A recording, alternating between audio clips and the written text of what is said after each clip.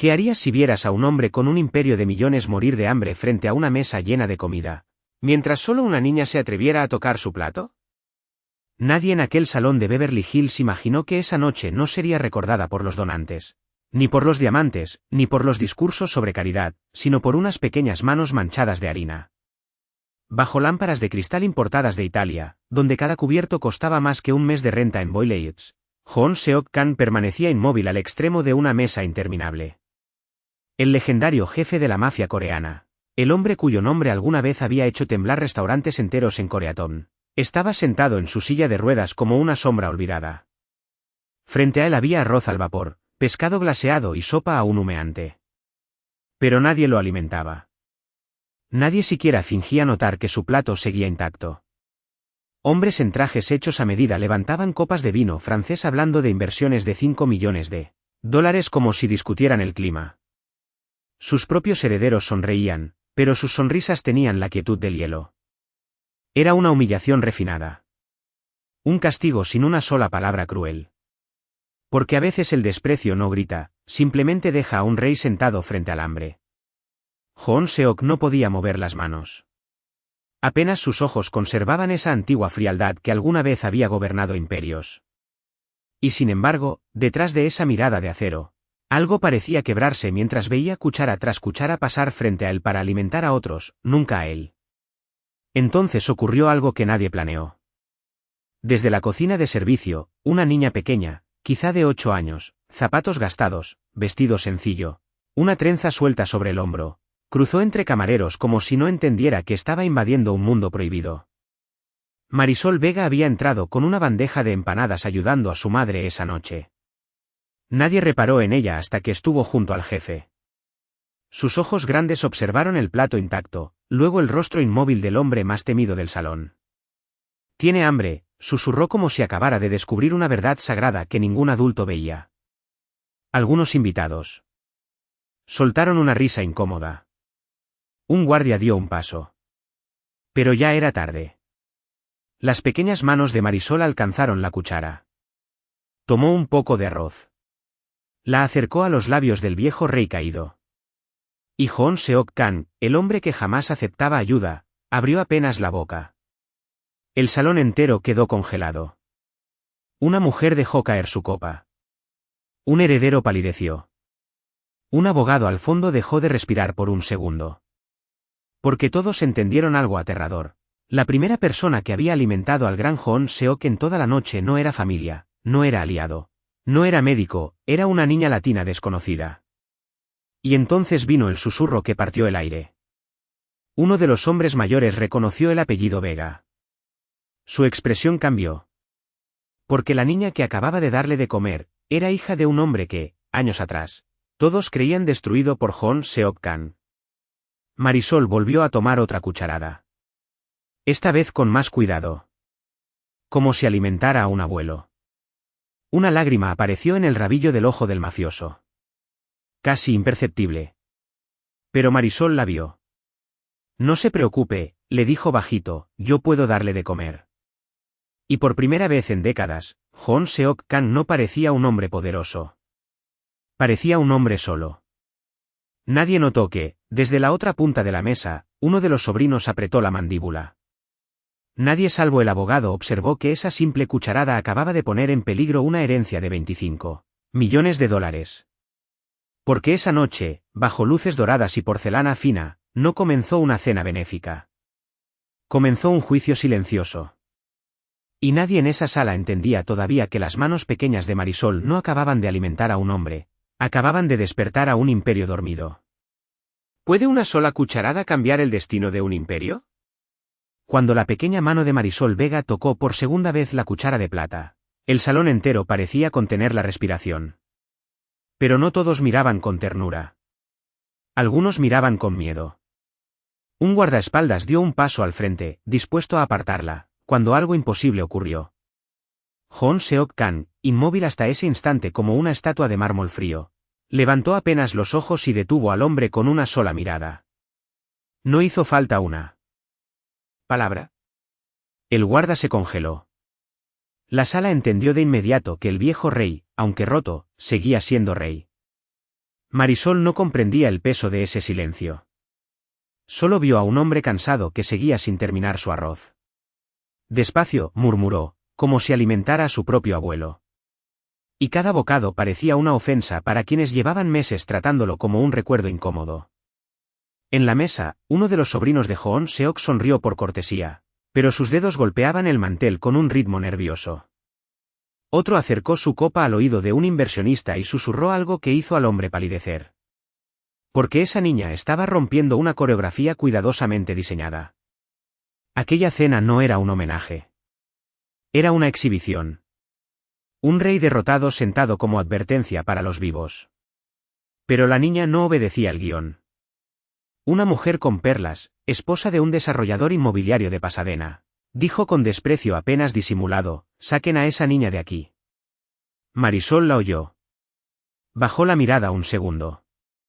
Pero luego respondió con una calma extraña para su edad: «Solo tiene hambre». La sala quedó más silenciosa todavía. En una esquina, el abogado de la familia, el señor Whitmore, observaba todo sin mover un músculo. Nadie notó que había dejado de revisar los documentos sobre la mesa. Solo miraba a la niña. Solo él sabía algo que nadie más en esa habitación podía imaginar. Solo él sabía que el testamento verdadero no favorecía a ninguno de los hombres sentados allí. Y mientras los demás creían presenciar una vergüenza doméstica, Whitmore comprendía que estaba mirando el principio de una guerra. Mientras tanto, Marisol notó que Joon Seok intentaba mirar hacia una copa de agua demasiado lejos para él. Sin pedir permiso, tomó el vaso con ambas manos pequeñas y lo acercó a sus labios. Algunos invitados apartaron la vista, como si esa escena fuese demasiado íntima. Porque la compasión auténtica incomoda a quienes viven fingiendo virtud. Y entonces ocurrió algo aún más desconcertante. Joon Seok, el hombre al que muchos ya consideraban una sombra, dejó escapar una mínima expresión. No era sonrisa. Era algo más raro. Reconocimiento. Como si su memoria hubiera tropezado con un rostro. Olvidado. Miró a Marisol como si la hubiera visto antes. Ella no lo notó. Pero el viejo mafioso sí. Y en esa mirada había una pregunta que no se atrevía a formular. Uno de los herederos se levantó fingiendo ir por teléfono. En realidad fue hacia la cocina. Ordenó en voz baja que la madre de la niña fuera despedida esa misma noche. Si no podían mover al rey, quitarían del tablero a la niña. Pero el destino parecía escuchar otras órdenes. Cuando Marisol dio un paso atrás, un pequeño medallón cayó de su cuello y brilló bajo las luces ámbar. Joon Seok lo vio. Sus pupilas se abrieron. Un dragón grabado en plata. Un símbolo que no debía estar ahí. Sus dedos inmóviles parecieron temblar apenas. El salón seguía brindando, sonriendo, fingiendo elegancia. Pero bajo aquella mesa de caoba corrían corrientes invisibles. Dinero. Traición. Herencias. Y una verdad enterrada. Marisol no sabía que muchos la miraban como una intrusa. Tampoco sabía que, para un hombre al fondo de la sala, ella acababa de convertirse en una amenaza de $25 millones. Pero Joon Seok empezó a entender algo más peligroso todavía. La niña que todos trataban como nadie, podía ser la única persona en ese salón que no deseaba nada de él. Y esa idea, para un hombre acostumbrado a desconfiar de todos, era más perturbadora que cualquier conspiración. Porque a veces la grieta en un imperio no empieza con una traición. Empieza con una niña que ofrece agua a un rey caído. ¿Y si el hombre más peligroso de la sala estuviera equivocado sobre la única persona que quería salvarlo? Después de aquella cena en Beverly Hills, mientras los invitados se marchaban entre perfumes caros y motores de autos europeos, Joon Seok Kang fue llevado de regreso a su residencia privada en Hancock Park, una mansión silenciosa donde el mármol parecía guardar secretos. Pero esa noche, por primera vez en años, el sueño no llegó. Algo lo inquietaba. No eran los sobrinos.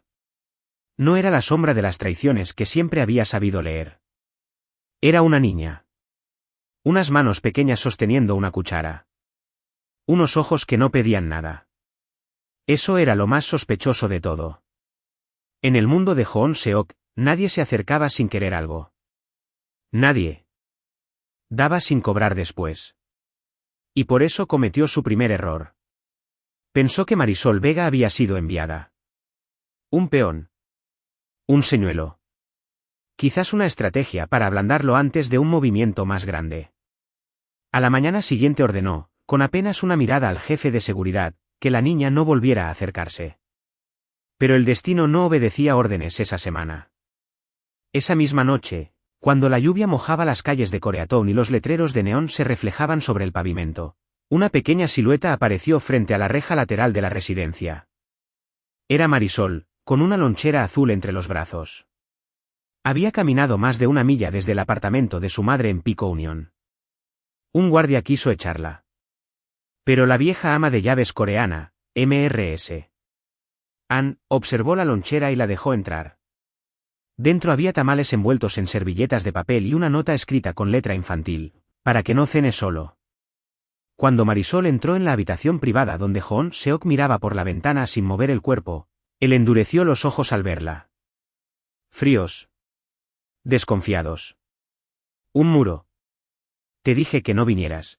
Intentó expresar con esa mirada severa que una vez dominó hombres más duros que el acero.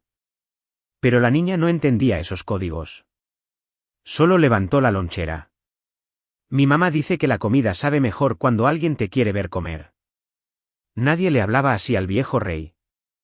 Nadie se atrevía. Mrs. Ann observó desde la puerta, casi temblando. Marisol abrió el recipiente. Vapor de masa caliente llenó la habitación. Maíz, canela, hogar. Un aroma imposible en aquella casa fría. Joon Seok la vio tomar una pequeña porción y acercarla. Su orgullo se resistió. Durante un segundo quiso rechazarla. Entonces ella dijo algo tan simple que le atravesó años de dureza. No tiene que confiar en mí para tener hambre. El tiempo pareció detenerse. El mafioso aceptó el bocado. Luego otro. Luego otro. Y con cada cucharada, algo invisible cedía dentro de él. Pero Joon seguía observándola. Buscando señales de mentira. Una intención oculta. Cuando terminó de comer, hizo que Mrs. Ann trajera una caja de madera antigua. Dentro había un sobre con $100. Quiso que se lo dieran a la niña. Una prueba. Sí. Aceptaba el dinero, confirmaría sus sospechas. Marisol miró el sobre. Luego negó con la cabeza. No vine por eso. Silencio. Entonces, ¿por qué viniste?, preguntó Mrs. Ann en voz baja. Marisol respondió sin drama, como si dijera una verdad obvia. Porque parecía triste. Aquella respuesta dejó suspendido el aire. Joon Seok, que había evaluado jueces, políticos y empresarios con una sola mirada, descubrió algo perturbador. Había juzgado mal a una niña. Y ese descubrimiento lo incomodó más que cualquier enemigo. Cuando Marisol se iba, algo brilló bajo la manga de Joon. Un viejo símbolo grabado en su muñeca. La niña lo miró un segundo más de la cuenta. Como si lo reconociera de algún lugar imposible. Pero no dijo nada. Solo sonrió y salió bajo la lluvia. Joon siguió mirando la puerta mucho después de que se cerró. Y por primera vez en mucho tiempo, no pensó en proteger un imperio. Pensó en una niña caminando sola de regreso a casa en la noche. Afuera, en el corredor, uno de los sobrinos observaba oculto. Había visto todo. Y en su rostro no había ternura. Había alarma. Porque lo que acababa de entrar en esa mansión no era una niña con tamales. Era una grieta en el muro del hombre que creían derrotado. ¿Qué pasa cuando una niña reconoce una marca que los hombres poderosos temen pronunciar? En los días siguientes, algo cambió en la mansión de Hancock Park. Ya nadie podía fingir que Marisol Vega era una visita accidental. Cada tarde, después de ayudar a su madre a limpiar casas en Pico Union por $12 la hora, la niña caminaba hasta la residencia con una bolsa distinta, pan dulce de una panadería salvadoreña, fruta cortada, cuentos infantiles en español prestados de la biblioteca pública. Y cada vez, Joon Seok Kang parecía menos una estatua abandonada y más un hombre escuchando regresar algo perdido. Pero el cambio no era visible para todos. Era una grieta diminuta. Un parpadeo más largo cuando ella hablaba. Un dedo apenas tenso cuando reía. Un suspiro que antes no estaba. La vieja Mrs. Ann lo veía todo. Y callaba. Una tarde de otoño, mientras la luz dorada caía sobre los jardines y el olor a jazmín entraba por la ventana, Marisol estaba acomodando la manta sobre las piernas del mafioso cuando su manga se deslizó. Entonces lo vio. Un símbolo grabado en la muñeca. Un dragón enroscado alrededor de una luna partida. El color se le fue del rostro. Sus dedos quedaron inmóviles sobre la tela. Hoon Seok notó el cambio de inmediato. La niña nunca se asustaba. Pero esta vez retrocedió un paso. ¿Qué pasa?, preguntó Mrs. Ann. Marisol no respondió. Solo miraba aquella marca como si hubiera visto un fantasma. Esa noche, de regreso en el pequeño apartamento de Boyle Heights, encontró una vieja caja metálica debajo de la cama de su madre. Dentro había una foto amarillenta, doblada por años. Un hombre joven sosteniendo a una niña pequeña frente a un negocio coreano. Y en la muñeca del hombre, el mismo símbolo. Mamá la preguntó con la voz quebrada, ¿quién es ese? Su madre, Elena Vega, quedó helada. Durante segundos no respiró. Luego cerró la caja demasiado rápido. Si alguna vez ves ese símbolo, te alejas. Nada más. No explicación. Solo miedo. Pero las palabras no apagaron la curiosidad. La encendieron. Al día siguiente, Marisol volvió a la mansión distinta. Más callada. Más observadora. Llevaba un dibujo hecho con crayones, pero no se lo dio. Solo miraba la muñeca del viejo mafioso cuando creía que él no la veía. Hoon Seok lo notó. Y por primera vez fue él quien sintió inquietud. Porque comprendió que la niña había reconocido algo. No sabía qué. Pero lo sintió. Para probarla, dejó que Mrs. Ann sacara de una caja antigua un colgante de jade tallado, símbolo de su viejo clan. Lo puso sobre la mesa. Marisol lo vio y palideció aún más. Ya no era coincidencia. ¿Dónde vio eso?, preguntó Hoon con voz ronca, apenas audible. Marisol dudó. Luego respondió lo único que sabía. En una foto con mi papá. La habitación quedó inmóvil. Incluso el reloj parecía haber dejado de sonar. Hoon Seok no mostró emoción. Pero por dentro una memoria dormida abrió los ojos. Un barrio latino. Un incendio. Una niña llorando. Una noche enterrada bajo décadas. ¿Era posible? No. No podía ser. O eso quiso creer. Porque un hombre que había sobrevivido desconfiando no podía permitirse aceptar milagros. Sin embargo, esa misma noche, solo en la oscuridad, pidió que le trajeran viejos archivos. Fotografías. Nombres. Recibos. Mrs. Ann vio temblar sus manos por primera vez en años. Mientras tanto, en otra parte de la casa, uno de los sobrinos escuchaba detrás de una puerta entreabierta. Y sonrió. No por alegría. Porque entendió antes que nadie que si aquella niña estaba conectada con el pasado de Hoon Seok, no era una visita inocente. Era un peligro para todo lo que él esperaba heredar. Pero la mayor amenaza no era el dinero. Era una verdad enterrada queriendo volver. Al día siguiente, cuando Marisol llegó con un libro de cuentos y comenzó a leerle en voz baja, Hoon Seok no apartó los ojos de ella ni un segundo. Ya no la observaba como sospecha. La observaba como un enigma. Y en el momento en que ella apoyó sin querer su pequeña mano sobre la cicatriz de su muñeca, algo se quebró en su mirada de acero. No fue miedo. Fue memoria. Y aquella tarde, sin que Marisol lo supiera, la pregunta dejó de ser quién era Hoon Seok Kang para ella. La verdadera pregunta empezó a ser, ¿quién había sido él en la vida de Marisol? ¿Puede un hombre que nunca pidió perdón empezar a romperse por la voz de una niña leyendo cuentos? Las tardes en Hancock Park comenzaron a adquirir un ritmo extraño, casi sagrado. Ya no eran visitas. Eran rituales. Marisol Vega llegaba después de la escuela con libros prestados de la biblioteca pública de Boyle Heights, Se sentaba junto a la ventana donde caía la luz naranja del atardecer y le leía a Hong Seok-Kang historias simples sobre gigantes buenos, perros callejeros y niños que encontraban hogares. Nadie habría imaginado que el hombre que había vivido rodeado de acuerdos secretos y cifras de millones, escucharía inmóvil un cuento infantil como si fuese una confesión. Pero lo hacía. Y algo en su rostro de piedra empezaba a ceder. Al principio fue casi invisible. Una respiración más profunda cuando ella reía.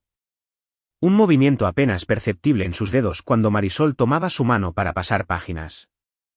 Luego Mrs. Anne comenzó a notar lo imposible. El viejo rey ya no apartaba la vista cuando la niña entraba. La esperaba. Hoy traje uno bonito, decía Marisol, acomodando el libro en sus rodillas. Es de un hombre que se creía monstruo y era héroe. Hong Seok permanecía inmóvil, pero sus ojos se suavizaban de una forma que desconcertaba incluso a él mismo. Una tarde, mientras ella leía sentada junto a la ventana abierta y se escuchaban niños jugando básquetbol en la calle, Marisol comenzó a tararear una vieja canción que su abuela cantaba. Apenas unas notas. Hong Seok cerró los ojos. Su pecho se tensó. Porque reconocía esa melodía. Una canción que había escuchado una sola noche, 10 años atrás, cuando cargó a una niña pequeña lejos de un edificio envuelto en humo. La memoria volvió como una luz atravesando agua profunda. Un vestido amarillo. Una niña llorando. Un medallón con dragón. Sus ojos se abrieron de golpe. Miró a Marisol como si el tiempo acabara de doblarse. Ella siguió leyendo sin saber que acababa de abrir una puerta enterrada. Esa noche, cuando todos dormían, Hong pidió a Whitmore que trajera archivos antiguos. Fechas. Nombres. Una dirección en Isla. Cuando vio el apellido Vega en un reporte olvidado, sus dedos temblaron. No por enfermedad. Por impacto. Marisol no era solo una niña compasiva. Era la niña. La que había creído perdida. La que él había sacado de la oscuridad años atrás y jamás volvió a encontrar. Pero ella no sabía. Nadie sabía. Y el peso de esa verdad cayó sobre él como un juicio. Durante años había pensado que aquel acto de misericordia se había desvanecido con el tiempo. Ahora estaba sentada frente a él, leyéndole cuentos. Dramática Irene latía en cada escena. El público ya podía intuirlo. Marisol aún no, y esa distancia hacía todo más doloroso. Pero junto a esa revelación llegó otra grieta. Culpa. Porque si aquella niña estaba aquí por azar, entonces la vida le había devuelto algo que él nunca mereció. Al día siguiente, Marisol notó algo raro. Mientras intentaba acomodarle una manta, Hong movió apenas un dedo para sujetar la esquina antes que cayera. Ella se quedó inmóvil. Lo movió, y exclamó. Mrs. Anne se llevó la mano al pecho. Pero Hong fingió no haber ocurrido. Como si no supiera. Como si aún quisiera ocultar cuanto de sí seguía despierto. Otra verdad bajo otra verdad. Esa tarde, Marisol sacó un dibujo.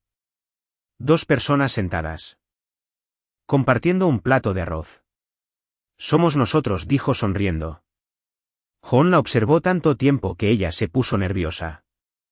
Entonces, con esfuerzo, una lágrima escapó. Marisol no se burló. No preguntó. Solo limpió la lágrima con una servilleta como si fuera lo más natural del mundo.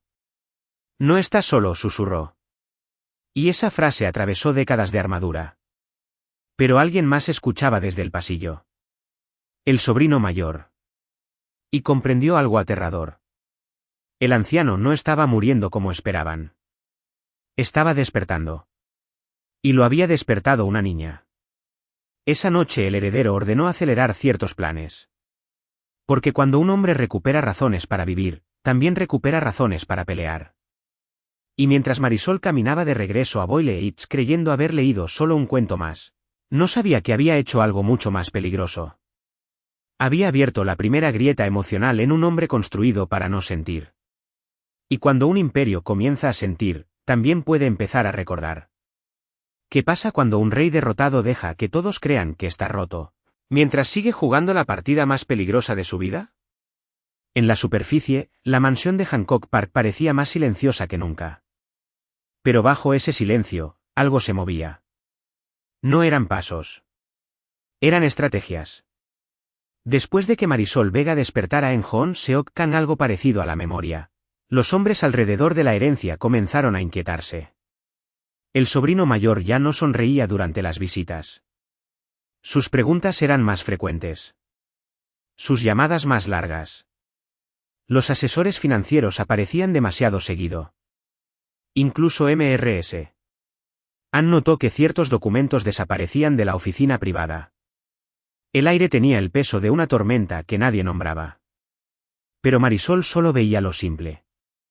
Llegaba con cuentos, pan dulce y dibujos. No veía la guerra bajo la mesa. Una tarde encontró a Joon mirando por la ventana hacia los edificios de Koreatown cubiertos por neblina. ¿Está pensando en algo triste?, preguntó. Joon sostuvo su mirada.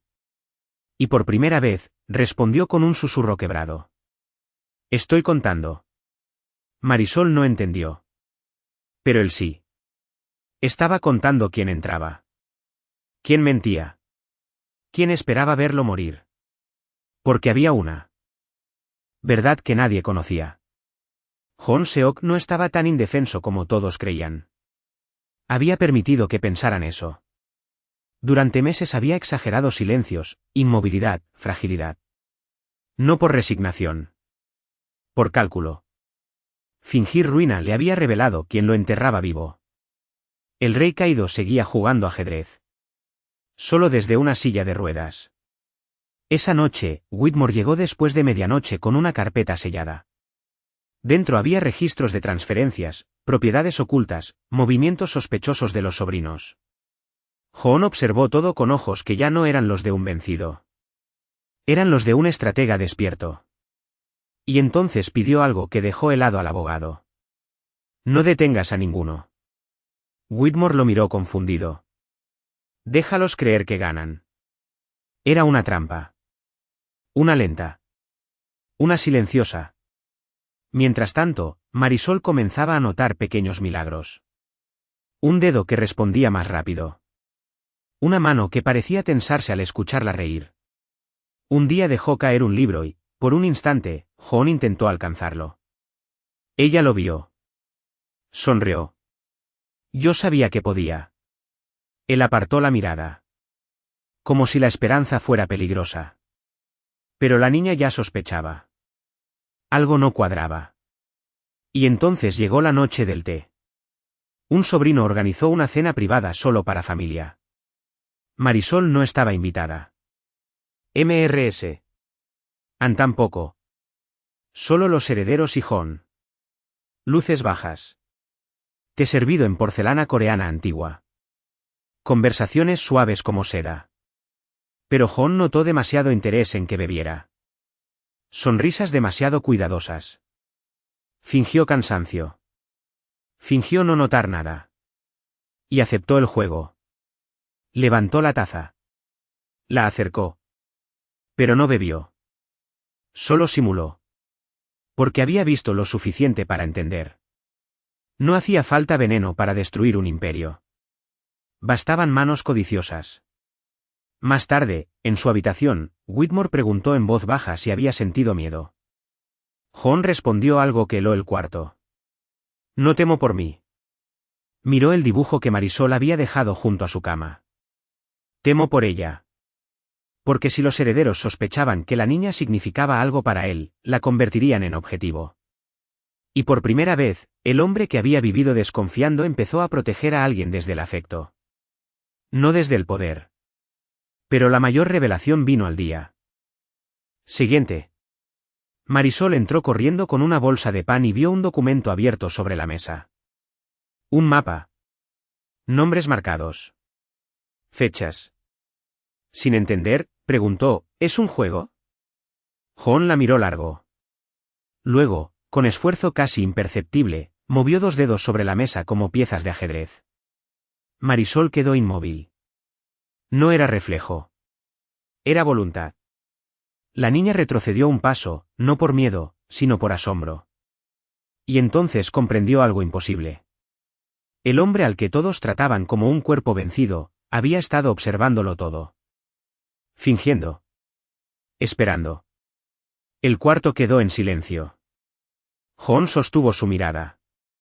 Ya no podía esconderlo del todo. La máscara comenzaba a caer. Pero alguien más vio aquel movimiento desde la puerta entreabierta. El sobrino.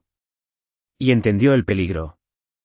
Si el viejo no estaba derrotado, entonces la guerra apenas empezaba. Y esa noche, bajo los letreros rojos de Koreatown y los murmullos de una ciudad que nunca duerme, una verdad enterrada salió a la superficie como un relámpago. El rey no había caído. Solo se había inclinado para ver mejor quién intentaba robarle la corona. ¿Y si el hombre que creías destruyó a tu padre, en realidad le salvó la vida? La pregunta llegó como llegan las verdades peligrosas, sin anunciarse. Una tarde gris en Boyle Heights, mientras el olor a tortillas recién hechas subía desde la cocina del apartamento, Marisol Vega encontró a su madre mirando una vieja caja metálica abierta sobre la mesa. Fotografías, papeles amarillos, una carta nunca enviada. Elena Vega se sobresaltó al verla. Quiso cerrar todo. Demasiado tarde. Marisol tomó una foto. En ella, un hombre joven con sonrisa cansada, su padre, estaba junto a otro hombre de traje oscuro. Rostro serio. Ojos de acero. Jon Seok-kan. El mundo pareció inclinarse. Mamá, ¿por qué él está con papá? Elena guardó silencio demasiado tiempo. Y cuando habló, su voz tenía el peso de secretos que envejecen. Porque no todo fue como te contaron. Esa noche, por primera vez, Marisol escuchó una historia distinta.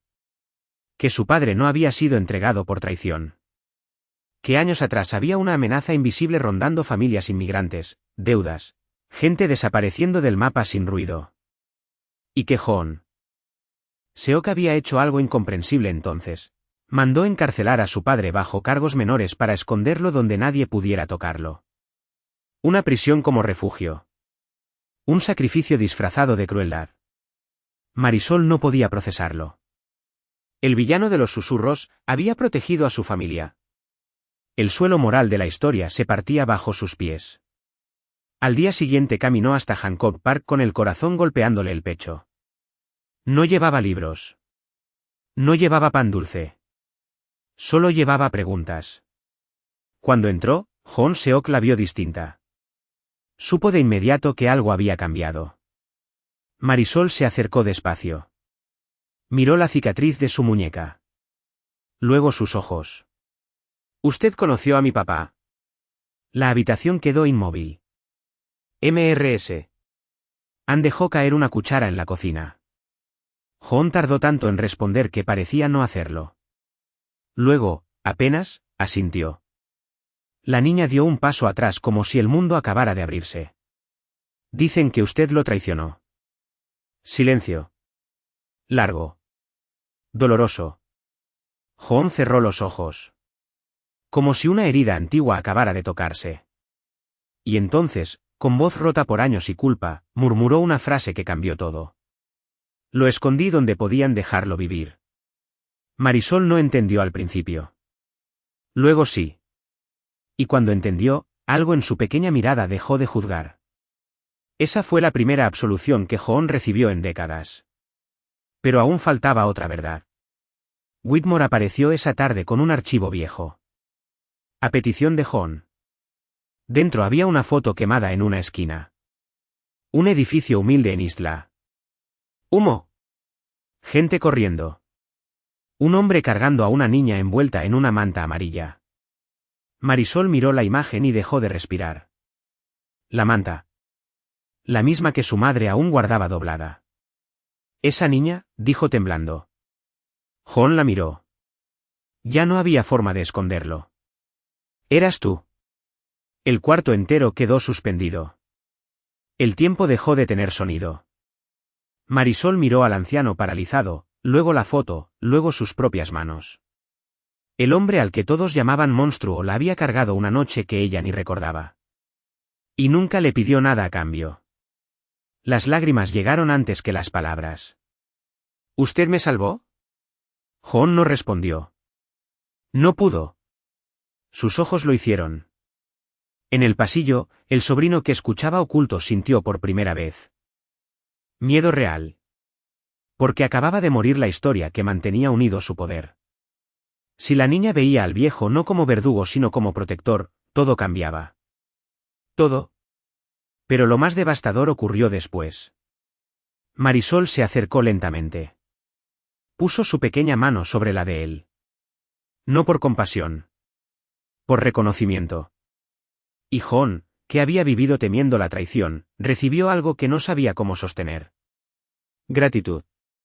Una niña estaba reparando una culpa que él había cargado solo durante años. Entonces, nunca nos abandonó, susurró ella. Y esa frase golpeó más fuerte que cualquier juicio.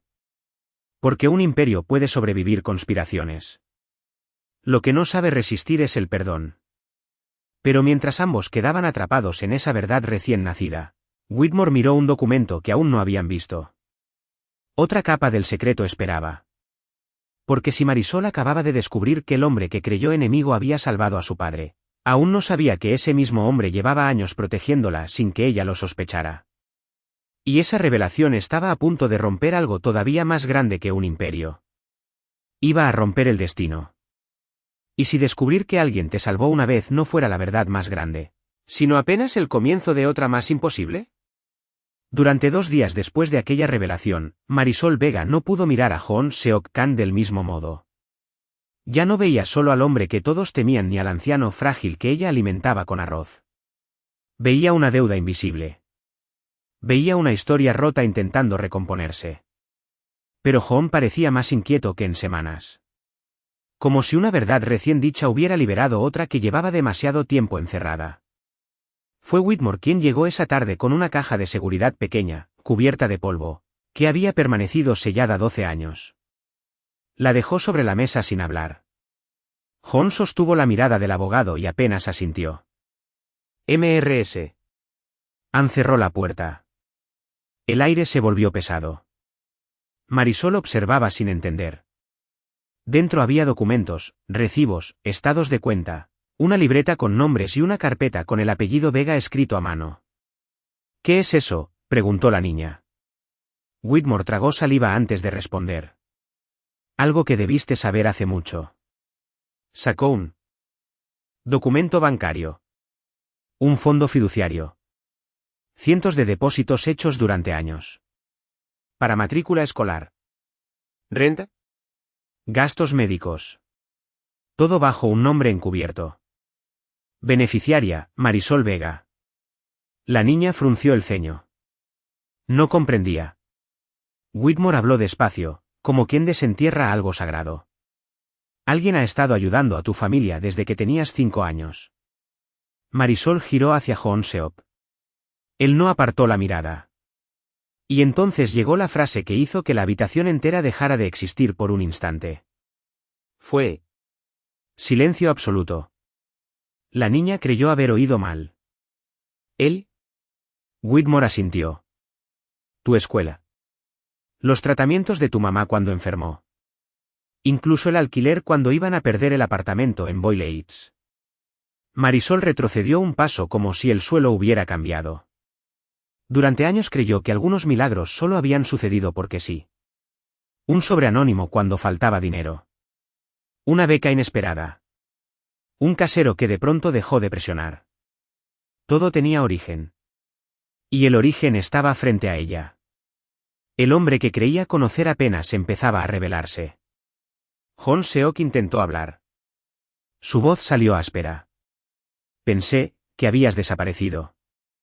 Sus ojos brillaban con una culpa antigua. Te busqué. Marisol sintió un nudo subirle al pecho. ¿Usted sabía que era yo? Él cerró los ojos un instante. No hasta hace poco. La ironía dramática explotaba. El hombre había protegido a la niña durante años creyendo quizá jamás verla de nuevo. Y ella había llegado sola a devolverle dignidad sin saber a quién estaba devolviéndosela. Un círculo imposible.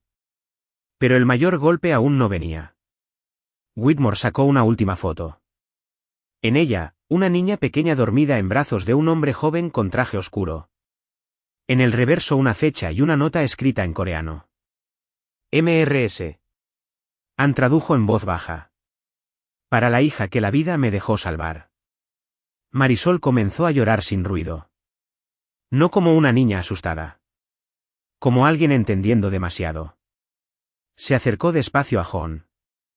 ¿Por qué nunca me dijo nada? Él respondió con una honestidad desnuda que nadie en esa casa le había escuchado jamás. Porque no creí merecer volver a ser encontrado. Esa frase dejó inmóvil hasta al abogado. Pero alguien observaba desde el corredor. El sobrino. Y por primera vez no había cálculo en su rostro. Había pánico. Porque si la niña no solo era una presencia emocional sino parte de una historia que podía alterar herencias, todo se desmoronaba. Y entonces, en medio de ese silencio, ocurrió algo pequeño y enorme. Marisol tomó el viejo medallón de dragón que llevaba al cuello, lo quitó, y lo puso en la mano de John. Si me cuidó todos estos años, dijo con voz quebrada, entonces nunca fui una extraña para usted. El anciano apretó apenas los dedos alrededor del colgante. Un gesto mínimo. Pero voluntario. Mrs. Ann lloró. Whitmore miró al suelo. Porque sabían lo que acababa de ocurrir. No era solo una revelación. Era una adopción del alma. Pero esa misma noche, mientras Marisol regresaba a casa bajo las luces de Isla creyendo haber conocido la verdad completa, no sabía que John estaba tomando una decisión terrible para protegerla. Una decisión que rompería el vínculo recién nacido para salvarle la vida. Porque a veces el amor, cuando llega tarde a un hombre acostumbrado a la guerra, no se parece a un abrazo. Se parece a empujar lejos a quien más quieres antes de que el peligro la alcance. ¿Puede el amor salvar a alguien, cuando se disfraza de rechazo? La mañana después de aquella revelación, Marisol Vega llegó a Hancock Park con una alegría que no podía esconder. Llevaba un cuaderno nuevo donde había escrito en letras grandes para mi abuelo John, aunque nunca se había atrevido a llamarlo así en voz alta. Caminó por el jardín imaginando contarle que había decidido guardar el medallón para siempre, que quería aprender coreano para leer la nota detrás de la foto, que por primera vez sentía que la vida le había devuelto algo que nunca supo que le faltaba. Pero al entrar, la atmósfera estaba helada. Las cortinas cerradas. Whitmore ausente. Mrs. Ann en silencio, con los ojos rojos. Y John Seok Kang esperando con el rostro convertido otra vez en piedra. Marisol sonrió sin notar el peligro. Traje pan dulce. No hubo respuesta cálida. Solo una mirada que parecía acero viejo. No vuelvas. La niña quedó inmóvil. Creyó no haber oído bien. ¿Qué? John tragó dolor como quien bebe veneno. No. Regreses aquí. Cada palabra parecía arrancada. Pero debía decirlas.